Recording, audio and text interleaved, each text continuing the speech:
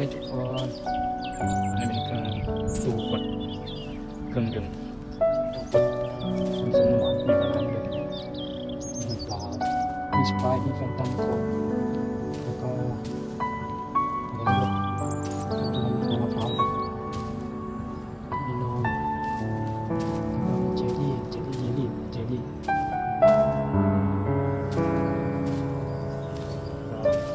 ให้กดแล้วเนี่ยนะเพราะคำหมอกดเลยก็ดูไลค์กันกดซื้อกดเพื่อซื้อก็กดนี่สำหรับจัดระเบียบถ้าเหลืออะไรก็แต่อะไรกินเป็นโซดามีโกโก้พายเด็กโจโก้พายอะไรดีว่าอะไรน่ากินที่สุดน้ำมะพร้าวหรือเปล่าน้ำช็อกโกแลตน้ำโซดาน้ำมะพร้าวดีกว่า10 บาทต้องหยดเป็นอย่างเดียวนี่ต้องมาใส่เงินแล้วก็หยดเด่นถ้าเราใส่เป็น10 บาท5 บาท1 บาทได้ก็ได้10 บาทครับ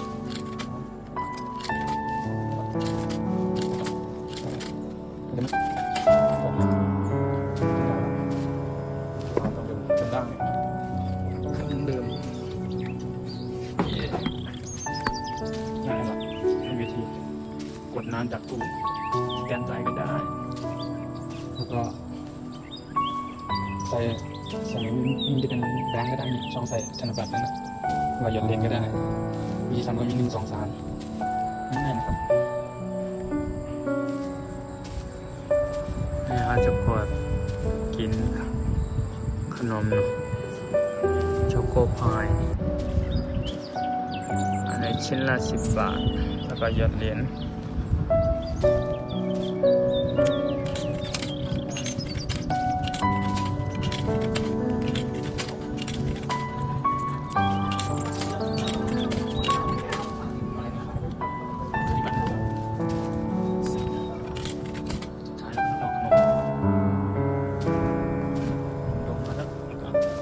ช่องรับสินค้าแล้วก็เอานี่โอเคได้นะวิธีกดของดึงจากตู้หยดเหรียญนะครับมีทุกที่ตามห้างตามอะไรตามมหาลัยไงมีทุกที่ครับซ่อมทางซ่อมสินค้าใหญ่ๆนั่นก็ซ่อมวิทยาลัยจะตั้งตัวไว้เลยตลาดล่างจะคนขึ้นนั่นแหละพอใครๆกับคนกินเนี่ยก็ไล่สามารถที่จะให้ตู้กดกาแฟด้วยนี่ก็เป็นข้อมูลที่สาวคนน้ำไก่นะตู้หยดเหรียญกดน้ำกดไม่สำเร็จน้ำมะพร้าว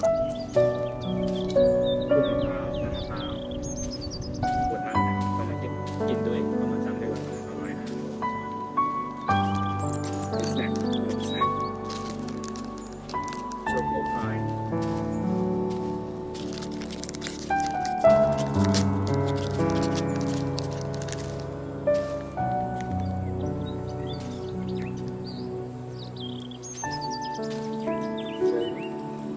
ไปแล้วก็ออกมาอย่างนี้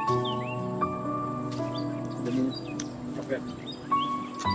ด้านนอกนะครับข้างในก็จะมีใส่ครีมอร่อย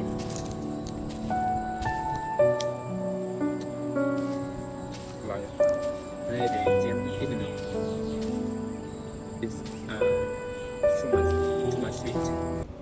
มันจะใส่น้ำตาลเยอะหน่อยนะมันจะหวานไปหน่อยบิดมูสิแต่ว่ารสชาติรวมก็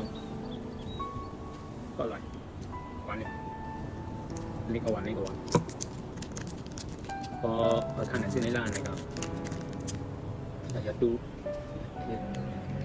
เอาก็อะไรกันเนี่ยได้กินเลยพอการทำ